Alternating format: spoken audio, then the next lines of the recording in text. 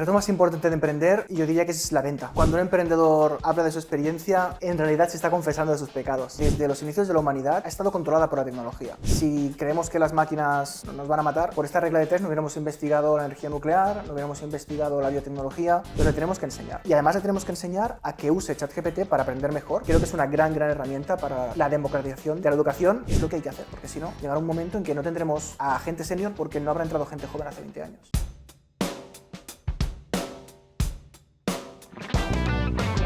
Bienvenidos a No Surrender, el podcast donde tratamos historias de innovación, tecnología y el mundo del emprendimiento. Hoy tenemos a Carlos Fenollosa. ¿Qué tal? Muy buenos días. Buenos días. ¿Cómo estás? Muy bien, gracias. Vamos a hablar de la inteligencia artificial, que es al final el sector en el que te has especializado. Eres divulgador de inteligencia artificial.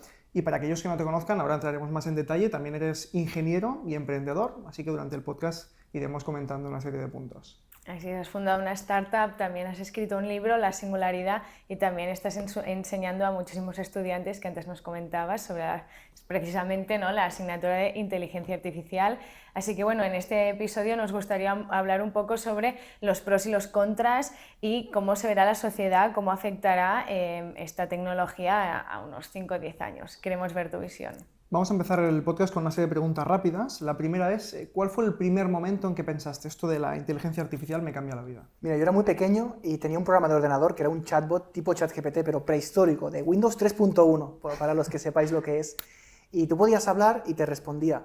Era una cosa muy primitiva, pero aquello me fascinó tanto que pensé, yo cuando sea mayor quiero trabajar de esto. Y aquí estamos. ¿Y qué te da más vértigo, la inteligencia artificial o los humanos que la trabajan? Bueno, las personas siempre. Esta respuesta es muy fácil. Siempre las personas. ¿Y qué aprendiste sobre ti mismo a la hora de lanzar la primera startup? Aprendí, yo creo que muchos invitados ya lo han dicho, a gestionar el estrés, a llevar, a ser responsable de muchas personas y en general lo que es la responsabilidad de verdad, que es muy dura. Carlos, ahora sí, empezamos por tu trayectoria. Cuéntanos, ¿cómo arrancó tu camino hacia el mundo tech y cuándo decidiste emprender? Bueno, a mí la tecnología me ha gustado desde siempre. Yo desde que era pequeño era el típico niño que desmontaba los bolígrafos, desmontaba los relojes, me gustaba entender cómo funcionaban las cosas por dentro. Yo tenía bastante claro que quería estudiar informática o algo relacionado con la tecnología.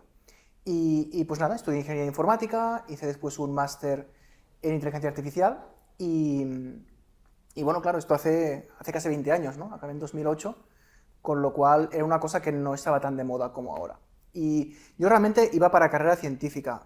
Después del máster empecé con el doctorado, hice unos cuantos años de investigación y lo que sucedió es que, bueno, la investigación es muy dura y me cansé y decidí que quería emprender. Siempre me había gustado mucho, suena muy tópico, ¿no?, pero estas historias que sí de Bill Gates, de Steve Jobs, de Silicon Valley. Y yo pensaba, me encantaría montar una empresa desde un garaje y, ¿no?, tener mi equipo y hacerme millonario, y, en fin. Y entonces dejé el doctorado y me dediqué a emprender y estuve haciendo varios proyectos, todos ellos relacionados con la IA, de nuevo, antes de que la cosa explotara, como ha explotado ahora.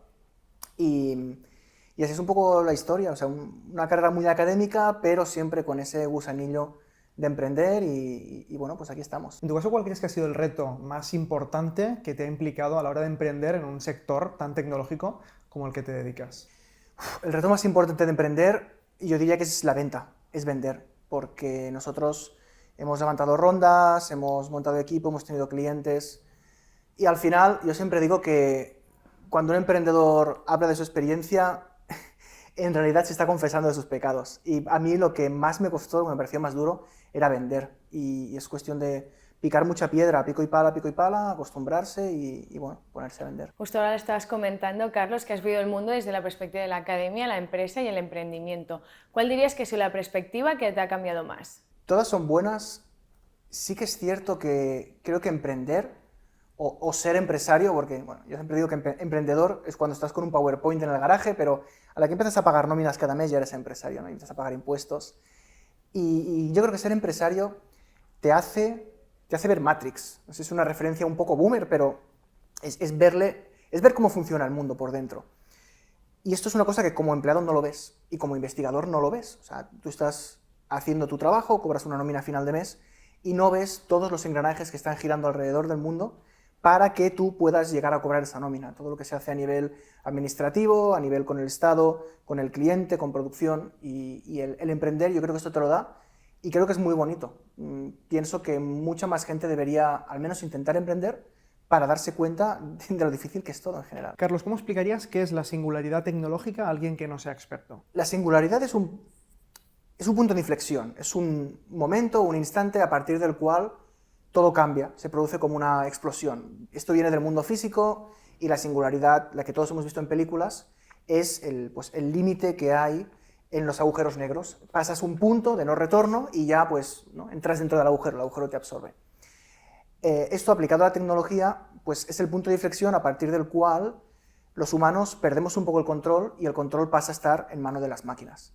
Yo de lo que sí que me he dado cuenta es que este proceso no es realmente un punto de inflexión como en la física, sino que a nivel histórico, a nivel narrativo, pues bueno, es un proceso que estamos empezando a vivir y que no es tanto una cosa que pase del día a la mañana, sino que lo podemos ver en directo, delante de nuestros ojos, y en función de esto, pues decidir hacia dónde vamos a tirar el barco. ¿Y es inevitable que ocurra o lo podemos medio decidir? Desde mi punto de vista, creo que es inevitable que ocurra. Aunque sí que es cierto que, como decía, todavía tenemos el control del timón y podemos decidir, bueno, si vamos hacia un escenario donde dejamos que realmente las máquinas tengan el control o si nosotros decidimos tenerlas bien controladas, recordando siempre que hay que separar lo que es ciencia ficción de la realidad y en la realidad la IA, la tecnología, pues son unos cacharros, unos dispositivos que están en una caja y si no nos gusta los apagamos. O sea, la gente tiene que quedarse tranquila aquí. ¿Y en qué momento dejamos de controlar a la propia tecnología y empezamos a ser moldeados por ella? Yo te diría que desde los inicios de la humanidad ha estado controlada por la tecnología.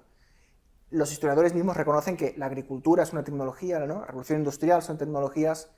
El ser humano pasó de ser cazador-recolector a vivir en comunidades gracias a la agricultura, si no, no hubiera sido posible. Entonces la tecnología abre posibilidades y luego las personas decidimos cómo se aplican en nuestro día a día, en nuestra vida. Ahora sí que es cierto que estamos en un punto en el cual estos cambios pueden ser bastante importantes porque, bueno, la agricultura ha sido quizá la gran tecnología que ha mejorado la calidad de vida de los humanos, pero a su vez la vida de nuestros abuelos era más parecida casi a la de los antiguos romanos que a la de nuestros nietos. Es decir, en 4 generaciones vamos a pasar de un mundo que no sé si le llamarán clásico los historiadores, a un mundo posmoderno donde la tecnología va a estar más allá que simplemente en determinadas aplicaciones del móvil. Has escrito un libro, Carlos, La singularidad. Entonces, en ese libro hablas mucho sobre los discursos fundamentalistas sobre la inteligencia artificial. ¿Nos podrías poner un ejemplo? Sí, hay, por una parte, mucha gente que le tiene miedo a esta tecnología, y lo considero en parte normal porque lo que esta gente conoce es lo que ha visto en las películas. ¿Y qué vemos en las películas? Terminators, ¿no? El fin del mundo. En algunas sale algún robot más amable, pero no suele ser el caso. Y entonces, por una parte, hay mucha gente que quiere que no se investigue esta tecnología. Por otra parte, tenemos a un grupo de académicos, digamos, en el otro extremo, los cuales opinan que esta tecnología no tiene ningún tipo de peligro porque simplemente son matemáticas. De hecho, la inteligencia artificial son grandes calculadoras calculando números, haciendo operaciones aritméticas, que luego, claro, nosotros chateamos con el ChatGPT y aquí le parece que hable. Yo estoy en un punto medio porque creo que ninguno de estos dos discursos es especialmente útil para nuestro día a día. Si creemos que las máquinas, bueno, no nos van a matar, por esta regla de 3 no hubiéramos investigado la energía nuclear, no hubiéramos investigado la biotecnología, no sé, no hubiéramos descubierto que las setas se pueden comer, o como digo yo, ¿qué hambre tendría el que descubrió que las gambas se podían comer? Alguien tiene que tomar un riesgo y probar cosas nuevas. Por otra parte, creer que esto es algo absolutamente inocuo, porque simplemente es una gran calculadora, pues es un poco reduccionista, porque esta calculadora es muy potente y cualquiera que haya usado estos modelos de lenguaje y haya chateado con estas IAs descubrirá que tienen una capacidad de razonamiento superior a todas las IAs que habíamos tenido hasta este punto de la historia. Y Carlos, también describes una transformación radical de la especie humana en tu libro. ¿Dirías que será más mental, social o biológica? No, más social, más en una cuestión de cómo nos relacionaremos entre nosotros. Seguro que habéis visto que corre por internet una viñeta, está bastante bien pensada, ¿no? Que hay un tipo que dice, ostras, tengo que escribir un informe para mañana y simplemente tengo un resumen. ¿Sabes qué? Se lo mando al ChatGPT y dice, a partir de estos 4 puntos, escríbeme un informe. Y entonces su jefe está al otro lado de la línea y recibe el correo y dice, ostras, no tengo tiempo para leer el informe. ChatGPT resume el informe en 4 líneas. Esto es el día a día de todo el mundo, yo creo. Y esto es una broma, pero nos hace gracia porque no es tan broma, porque está pasando. Total. Y yo creo que no, la transformación de la IA va a ser mucho más social y cultural que no desde el punto de vista biológico. Vamos, yo creo que estamos todavía muy lejos de tener robots circulando por el mundo, pero a la vez también creo que no estamos tan lejos como muchos se creen. Y a la hora de escribir el libro, ¿tenías algún prejuicio o alguna idea que has tenido que reescribir o revalorar debido a algún feedback que hayas obtenido? Cambié bastante de idea. Cuando empecé a escribir el libro era bastante más optimista y mientras fui desarrollándolo me di cuenta de que había ciertas ideas, ciertos eslóganes que estaba repitiendo de cosas que había leído por internet. Pues no, lo que decía, porque que la IA son simplemente como unos loritos que repiten la Wikipedia, los libros que han leído, y investigando me di cuenta de que tenía que haber algo más, tenía que haber más sustancia. Lo que sí que pasó es que afortunadamente todos estos cambios los hice mientras estaba escribiendo el libro y ahora hará más o menos un año que lo enviamos a imprenta y desde entonces yo he seguido hablando con gente y todavía no he cambiado de opinión respecto a lo que estaba publicado. Pero sí que es cierto que mis ideas originales cambiaron en cierta medida. Os reconoceré que hace un poquito más de pesimismo por lo que puede pasar, temas que hablaremos después en la conversación. Y en un mundo tan automatizado como el que tenemos a día de hoy, ¿crees que hay alguna habilidad que podamos tener los humanos que aún la inteligencia artificial no llegue a ese nivel? Bueno, muchas, y yo creo que la principal es la humanidad. O sea, la humanidad que nosotros tenemos, esta relación, esta conexión, es algo que las máquinas no pueden cambiar. Y pese a que muy seguramente las máquinas harán trabajos por nosotros, determinados empleos quizá desaparecerán, aparecerán otros. Habrá una cosa que las personas seguiremos queriendo hacer, que es relacionarnos con otras personas. Tendremos ídolos que serán futbolistas, cantantes, ¿no? Músicos, escritores, actores, que seguirán siendo personas, por la simple razón de que es una cuestión puramente biológica. Queremos estar con otras personas, queremos parecernos a otras personas. Y adentrándonos un poco más sobre la inteligencia artificial, ¿qué diferencia dirías que hay entre la IA general o un modelo tipo ChatGPT? Bueno, la IA general es un concepto que se refiere a un tipo de IA que puede hacer prácticamente todas las tareas que puede hacer una persona. Claro, ChatGPT, al ser un programa de ordenador, está limitado. No le puedes pedir que te haga una tortilla o que te haga un café. Pero a la vez ya hay gente que está empezando a poner estos motores, estos modelos de lenguaje en robots, y los robots están haciendo cafés y están haciendo tortillas. Entonces la línea se está haciendo muy difusa. Hace tan solo 5 años, antes de la aparición de ChatGPT, yo seguramente hubiera afirmado que jamás en mi vida vería una IA general de verdad funcionando. Y ahora creo que esta afirmación ya no la puedo hacer. Tampoco puedo garantizar que la tengamos, pero ChatGPT, de las capacidades que puede hacer, que son tareas intelectuales de escribir, de redactar informes, ya las puede hacer a un nivel de calidad parecido al de un humano. Entonces, el día que le pongamos unos brazos, ¿no? y unas ruedas, pues es posible que pueda hacer cosas que nos sorprenda. Yo pienso que la barrera está muy difusa y que podemos considerar que ChatGPT es al menos una proto-IA general. ¿Y qué crees que ha hecho OpenAI para que sea tan humana esta inteligencia artificial? Pues la ha entrenado mucho. Aparte de entrenarla con muchos datos, lo que ha hecho es que tenía todo un equipo de personas supervisando las preguntas y las respuestas que le hacían a ChatGPT. Pues imaginemos que estamos ahora en esta mesa todos con un portátil y que nos dedicamos a chatear con una versión beta de ChatGPT. Y nos va diciendo, mira, para esta pregunta que me has dado te ofrezco 4 respuestas, ¿cuál te gusta más? De hecho hay gente, a mí de vez en cuando me aparece, no sé si es porque ve que tengo una cuenta de desarrollador y me tiene como etiquetado en una categoría diferente, pero a veces me pregunta, oye, ¿qué respuesta te gusta más? Y le digo, esta o la otra. Poco antes de la aparición de ChatGPT, OpenAI hizo esto con su modelo, lo fue entrenando con lo que se llama feedback humano, Reinforced Learning with Human Feedback, y estos humanos le decían, mira, de todas las respuestas que me has dado, la que me gusta más es esta, y después esta y esta, y las ordenaba. Y esto provocó que de repente esta IA, que tenía muchos conceptos, pero que parecía que repetía frases como un lorito, empezó a comportarse de forma muy humana. Y bueno, pues hasta día de hoy, lo que parece realmente es que esta ha sido la clave para desbloquear una IA que se parezca más a nosotros o que pueda conversar con nosotros, que es al final interactuar mucho con personas y como los propios humanos, ¿no? Aprender, lo que decía, le falta calle, pues La IA ha conseguido calle a través de hablar con personas. Y ahora bajándolo al terreno cotidiano, ¿qué tareas hace la IA en tu día a día? ¿Hay algo que es siempre una rutina que lo hagas con la inteligencia artificial? Y luego si ya delegas algo en ella que ya no dudas, ¿no?, en comprobar si lo ha hecho bien o mal. Yo la uso mucho, no delego tareas. La uso para comprobar, para revisar, por ejemplo, para preparar clases, para preparar problemas. La uso para, por ejemplo, cuando pongo un examen, le digo, oye, resuelve este ejercicio como si fueras un alumno de tal carrera, de tal curso, con estos conocimientos. Y así calibro si el examen es muy complicado o si es más facilito. La uso para editar, para revisar correos.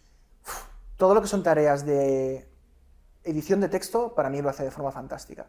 Otras cosas no. Por ejemplo, yo no me fiaría de pedirle que me escribiera un correo y con los ojos cerrados enviarlo tal cual. No estamos en este punto todavía. También pienso que tampoco estamos muy lejos. Y justo antes, Carlos, lo estábamos hablando, que hay gente que usa la inteligencia artificial, por ejemplo, de psicólogo, ¿no? ¿Dirías que ahora estamos empezando a depender emocionalmente de la IA sin darnos cuenta? Quizá hay gente que sí, yo no, y la gente que veo en mi entorno no. Pero es verdad que hay empresas, algunas de ellas bastante grandes, que se dedican a desarrollar modelos para hacer de compañeros sentimentales de las personas, para hacer de terapeuta de las personas, o simplemente como compañía. Y es que las personas tenemos tendencia a ver si lo digo bien, antropomorfizar, o sea, a dar forma humana a todo aquello con lo que trabajamos.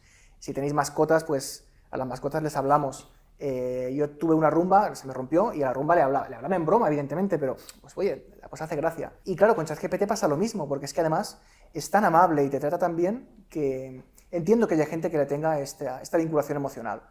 Si es bueno o es malo, pues no sé, es una pregunta interesante, ya te digo, yo personalmente no la tengo, pero puedo entender por qué sucede. Yo, por si acaso, para evitar lo de Yo Robot, le digo buenos días, gracias y por favor al ChatGPT para que el día de mañana al menos me vea con cierto respeto. Yo también lo hago, y creo que es una, no sé, ¿por qué no? Es una buena idea. ¿No? Es raro darle las gracias a una calculadora, como decías, pero bueno. Sí, también es verdad que nos acostumbra a ser mejores personas cuando hablamos con otras personas.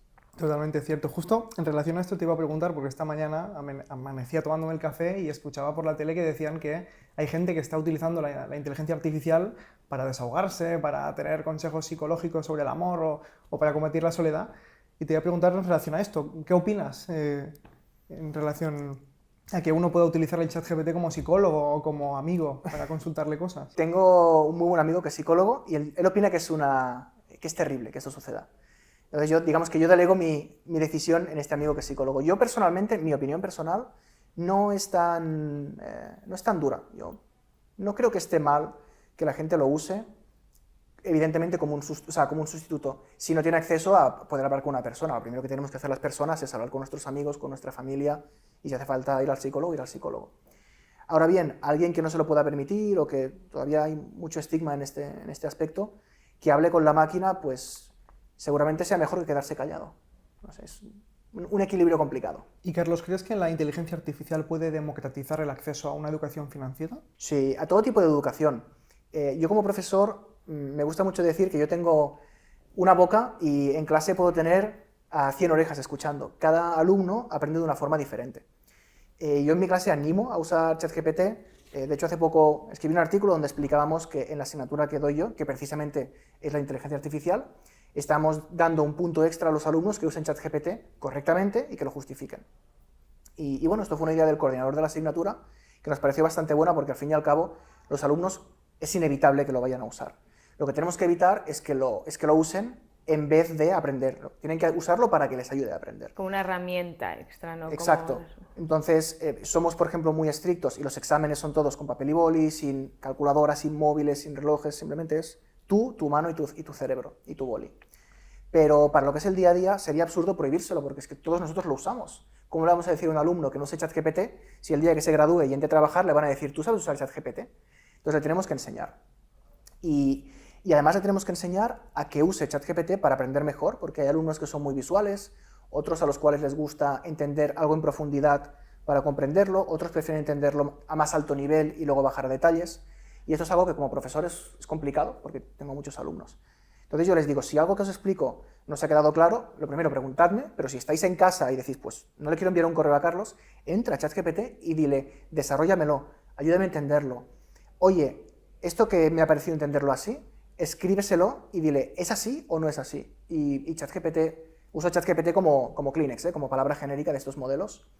Creo que es una gran herramienta para la democratización de la educación, en mi caso la tecnológica, pero la financiera, cualquier tipo de educación. Precisamente por esto, ¿qué recomendaciones le darías a la gente para usar bien ChatGPT, por ejemplo? A este tipo de modelos les gusta mucho que les des cuanto más contexto mejor y si puede ser que les des ejemplos de cómo deberían responder.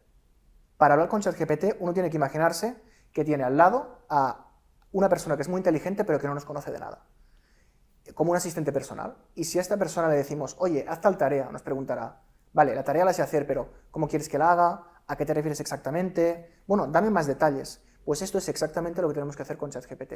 Darle detalles, explicarle cómo tiene que ser el resultado y a veces, bueno, pues repetírselo y, oye, así exactamente no, házmelo de esta otra manera. Y con un par de iteraciones nos dan una respuesta bastante buena. Estoy de acuerdo porque creo que uno de los puntos a día de la inteligencia artificial es que tú también sepas irle guiando para que no te suponga un problema. Te iba a preguntar justamente en relación a esto. ¿Crees que puede ser un riesgo que nos ayude a la inteligencia artificial a interpretar contratos o a que le enviemos algún PDF y que nos pueda reinterpretar, a veces sin ponerla tú en contexto? Pero eso es como, no sé, montar un Excel para hacer un plan financiero y decir, como no me cuadra, voy a subir las ventas un 20%.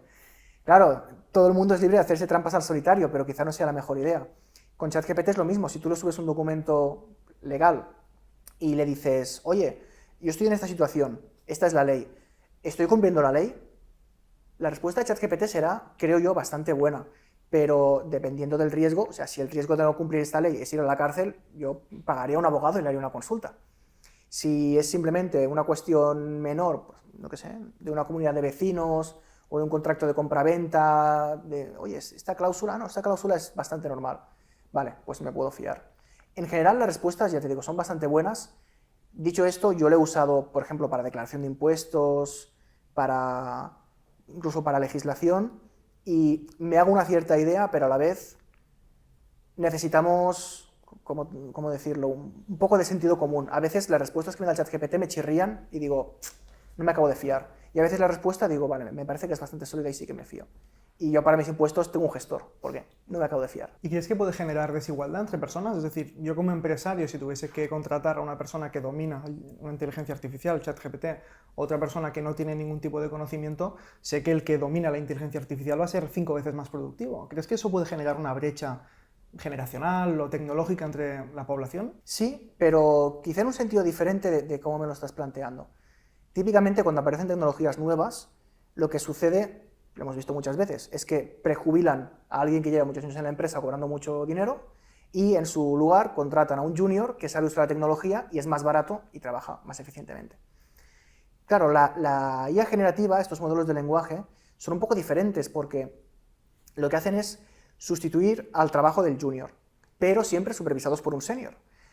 Y la brecha que va a aparecer es que los juniors van a tener muy complicado competir, ya es complicado competir entre ellos cuando acaban la carrera, además van a competir con un senior usando la IA. Y yo esto lo he visto en muchas empresas en que los propios seniors dicen, oye, no contratemos más becarios, no contratemos más juniors porque hacer el onboarding de una persona nueva, quieras que no, tiene un coste.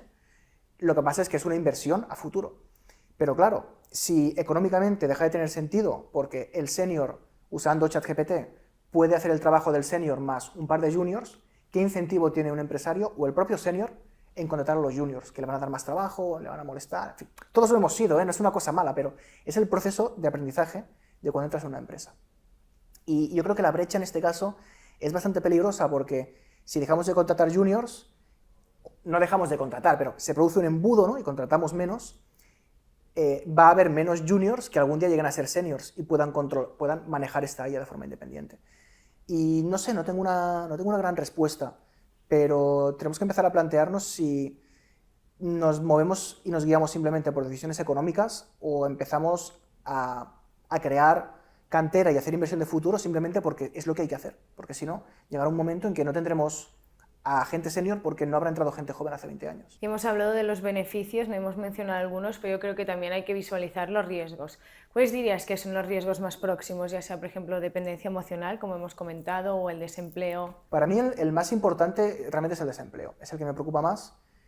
yo bromeo diciendo que tengo la mala costumbre de que a mí me gustaría cobrar una pensión algún día y claro, si no se soluciona la situación, ahora mismo se están juntando varias situaciones, la demográfica, la de talento, o sea, caída de la población, la irrupción de la IA, en que no tenemos tan claro que para dentro de 25 años o 30, cuando yo me jubile, haya una pirámide poblacional suficiente como para generar rentas, impuestos y pagar las pensiones. Pensiones, sanidad, todo. O sea, hago la broma, pero hay que pagar de todo.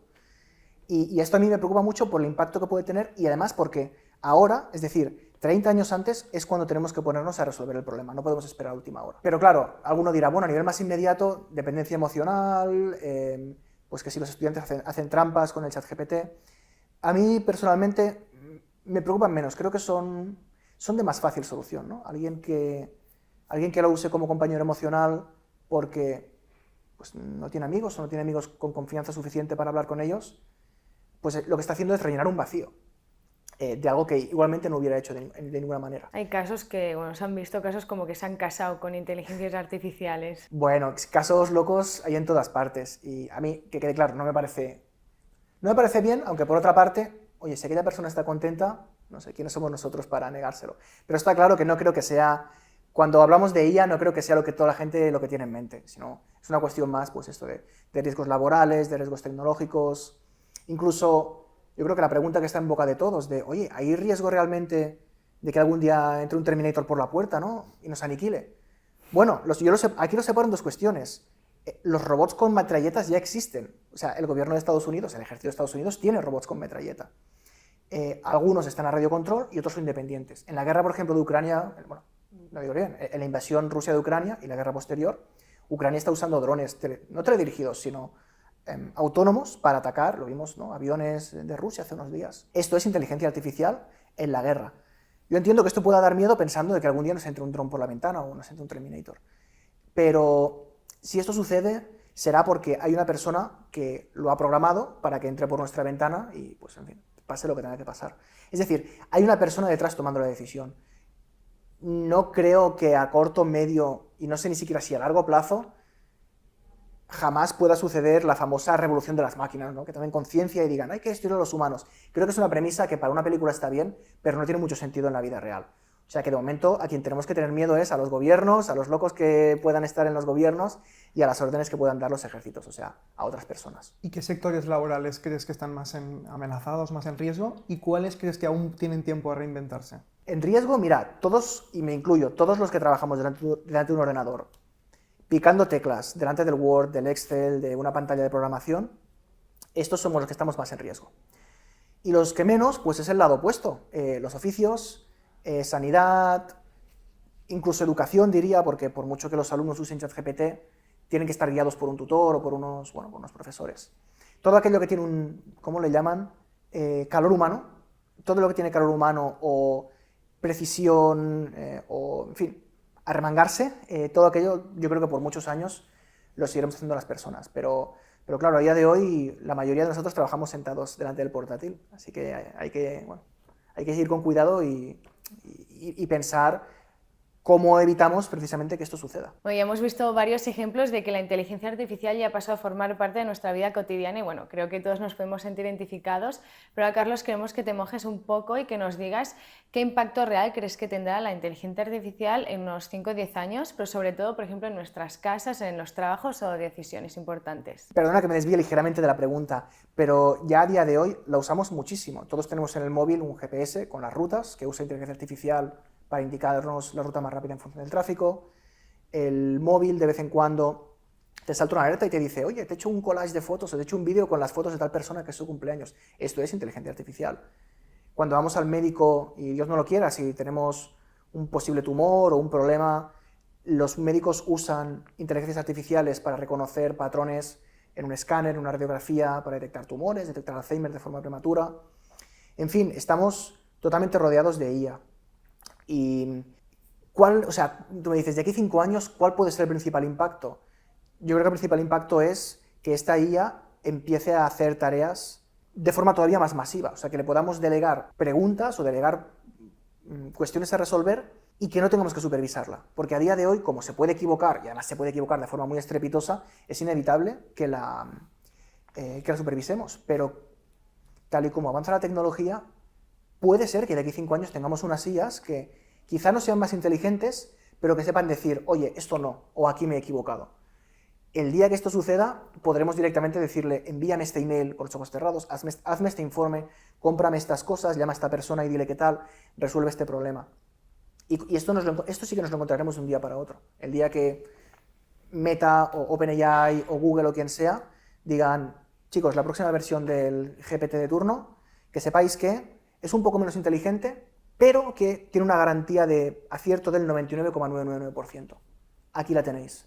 Y esto cambiará mucho las cosas. Yo creo que hay una brecha muy importante entre los que estudian una carrera o una formación y luego llegan a trabajar. Yo, por ejemplo, terminé la carrera de abogacía en 2020 y me acuerdo que la propia contabilidad la hacíamos a papel y boli. Y luego llegas a una empresa y inteligencia artificial y dices, bueno, hay una brecha muy grande entre lo que se está enseñando en la universidad, sobre todo yo creo en carreras más humanísticas o más sociales. ¿Crees que deberíamos formar específicamente en cada una de las disciplinas en inteligencia artificial? Yo creo que sí, y desde las propias universidades, yo estoy viendo que hay programas de formación interna del profesorado para que los profesores propiamente se reciclen y no simplemente que hagan de policías del ChatGPT, que es lo que muchos hacen. Oye, no sé, ChatGPT, o a veces me preguntan, oye, este informe o esta redacción, ¿la ha hecho la IA o no? Digo, yo si quieres te ayudo con esto, pero este no es el problema. El problema es que tienes que integrar la IA dentro de tu formación, porque los alumnos cuando salgan, ¿no?, lo van a hacer. Hay que formar al profesorado, hay que formarlo más rápidamente, y si se me permite un poco la puñalada al corporativismo, el profesorado tiene que dejarse formar en este tipo de temas y no pensar, no es mi problema, yo vengo aquí a dar mi clase y luego me voy, sino que hay que pensar en los alumnos que estamos formando. Y para todos aquellos que no tienen formación técnica, ¿crees que pueden aprender inteligencia artificial de forma útil y ética? ¿Por dónde dirías que pueden empezar? Bueno, yo hago el equivalente con conducir. No hace falta ser mecánico para conducir un coche. Hace años sí, pero a día de hoy no. Todos tenemos estas IAs de chat que son muy facilitas de usar. Se pueden hacer cursos, se pueden mirar vídeos por internet. Realmente no es muy complicado aprender a usarlas bien. Hombre, aprender a hacerlas, a fabricarlas sí es complicado, pero usarlas no tanto. De nuevo, es como conducir. A la vez, para llevar un coche, para manejar, tenemos que pasar el carnet de conducir.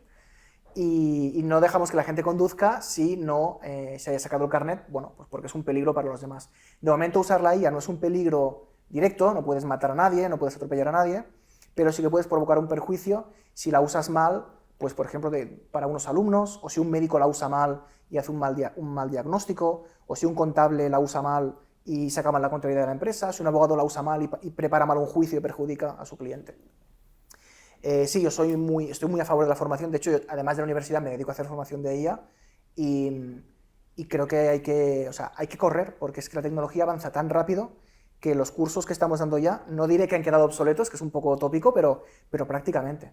Hay que ir muy rápido con esto. Y así, Carlos, para ir concluyendo el podcast, queremos que nos des un mensaje sobre la inteligencia artificial. También lo puedes relacionar con tu libro de la singularidad. La IA es un gran reto que tiene la capacidad para transformar el mundo, y mi opinión personal es que lo va a transformar. Y creo que es un problema que no podemos esperar a decir que lo resolverán las próximas generaciones. Lo tenemos que resolver nosotros, porque aunque estamos precisamente en el punto de partida de este proceso de cambio, es ahora mismo cuando tenemos el mayor control. Cuanto más esperemos, menos control tendremos, con lo cual cuanto más esperemos, más difícil será virar de rumbo, si es que hay que virar de rumbo. Yo veo en medios, en internet, en prensa, a mucha gente hablando de IA, a poca gente entendiendo la IA, y lo que creo que tenemos que ponernos un poco más en serio, dejar el alarmismo, dejar de la Terminators y hablar un poco más de qué va a pasar con el mercado laboral, con los chavales jóvenes, qué va a pasar cuando cuando las IAs empiecen a entrar en el mercado laboral y usemos estos agentes que ya está preparando OpenAI, con lo cual estos agentes no van a pagar IRPF, no van a pagar impuestos. O sea, ¿cómo se sustenta, cómo se diseña la sociedad del futuro pensando en que el sistema del estado del bienestar basado en unas rentas del trabajo, esto va a cambiar radicalmente? ¿Cómo lo diseñamos? Tiene que ser un debate entre tecnólogos, filósofos, éticos, politólogos, economistas, pero creo que no lo estamos teniendo al nivel que es necesario, y cada día que pasa vamos a llegar más tarde. Pues hasta aquí el podcast. Carlos Fenollosa, muchas gracias por estar hoy con nosotros en No Surrender. La verdad es que hemos tratado muchos temas. Hubiese dado para 3, 4 o 5 horas de podcast y ha habido muchas más incógnitas que respuestas de las que hemos tratado. Y te agradecemos muchísimo que hayas estado hoy con nosotros aquí en No Surrender. Muchas gracias por invitarme. Así es, Carlos, muchas gracias. Yo creo que el mensaje clave que nos quedamos es que hay que entender la inteligencia artificial y subirte a ese tren, no verlo como que es una amenaza, sino aprovecharnos de ello. Así que bueno, espero que todos nos pongamos a trabajar y a entenderla. Así que bueno, esperamos verte pronto ya con nuevos avances, cuando la inteligencia artificial ya haya creado nuevos modelos, y muchas gracias por todo.